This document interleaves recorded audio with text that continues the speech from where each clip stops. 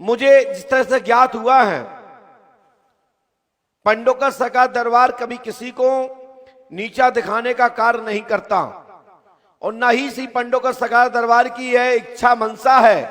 कि किसी के समाज का, किसी के जाति का, किसी के संप्रदाय का पंडों का सका दरबार अपमान करे। पंडों का सका दरबार यही कहता है कि फलों और फूलों अपनी भारतीय संस्कृति सनातन धर्म को, अपने धर्म पंथ को मजबूत रखो और सत्य से जुड़े, सत्य को जाने। यही धर्म प्रचार के लिए पूरे पंडों का सका का दरबार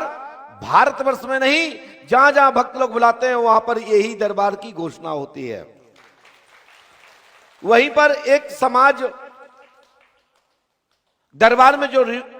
नियम होता है, एक के बाद एक के नंबर आना, एक के बाद एक का नंबर आना, उसमें एक सविता सेन, ग्राम में उनको नाऊ कहते हैं, नाऊ सविता सेन एक ही परिवार के नाम कोड हैं जो जगह जगह समाज उस नामों से संबोधन करता है। उसी में एक सविता परिवार के भैया रोहित जी का नंबर आया। उसमें हमने अपनी गांव भाषा में उनको संबोधन किया। मेरी ये मनसा नहीं थी कि मुझे उनके नाम जाति से कोई अपमान करना है। यदि ऐसा होता तो मैं आशीर्वाद नहीं देता, सिर पे हाथ नहीं रखता, और गुरु को तो काम ही है कि शिष्य को मजबूत करना, शिष्य को ताकतवर बनाना। और यदि इस नाम से, इस शब्द से किसी को ठेस लगी है तो मैं खेद व्यक्त करता हूं। सेन सविता समाज को, पूरे भारतवर्ष के नहीं पूरे दुनिया के, ये समाज बहुत ही इतिहासकारिक समाज है, इतिहास में बड़ा बड़ा स्थान है, बड़े बड़े काम सेन सविता, गांव स्तर पे बोले जाने वाले नाऊ, ये साधारण शब्द हैं, गांव में यही नाम से संबोधन किया जाता है। तो जो सविता सेन का जो बड़ा काम रहा इतिहास में,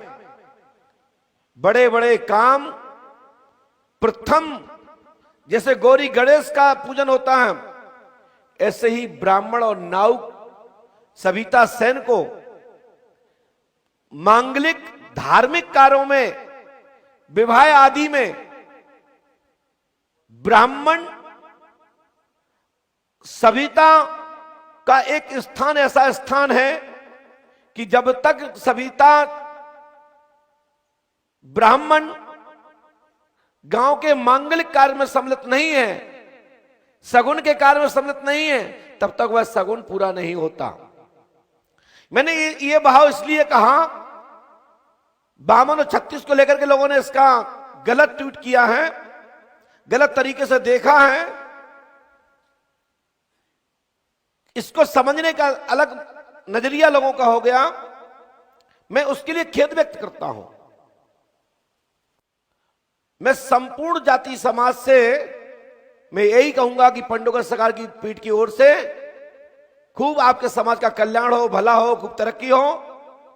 खूब न्यायदर्शी अपने प्राचीन कार्य पद्धति को अपनाए रहें। भारतीय सनातन के आप लोग एक प्राचीन स्तंभ हैं, जो मंगल कार्य के दौरान आप लोगों को पूजित किया जाता है, सम्मानित किया जाता है। जहां ब्राह्मण भूलता है ना, वहां सविता आगे मार्गदर्शन करता है कि पंडित जी थोड़ा सा इसको देख लीजिए। कई बार तो यदि ब्राह्मण थोड़ा सा आगे पीछे हो जाए तो वहां सविता भी उस पद्धति को पूरा करवा देता है। आला उदल के इतिहास के महोबा का इतिहास देखिए, उसमें योद्धा का काम भी इस समाज ने किया है।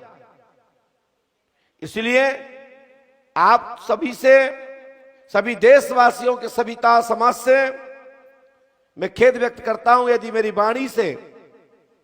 आपको लगता है कि मेरी अनुचित वाणी हुई निकली तो मैं खेद व्यक्त करते हुए, वैसे तो मेरी यह धारणा नहीं थी, ना ही मेरा ऐसा विचार था कि मैं आपके समाज को नीचा दिखाऊं, क्योंकि मेरे यहां सविता कुल के, सैन समाज के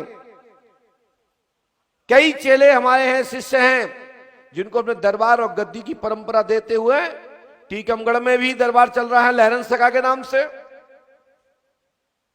छतरपुर जिले में भी